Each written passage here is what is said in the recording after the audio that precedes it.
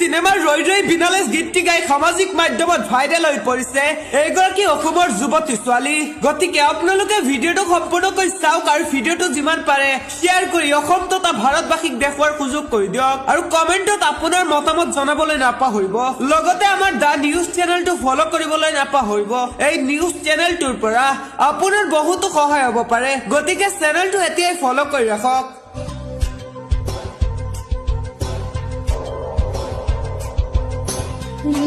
जो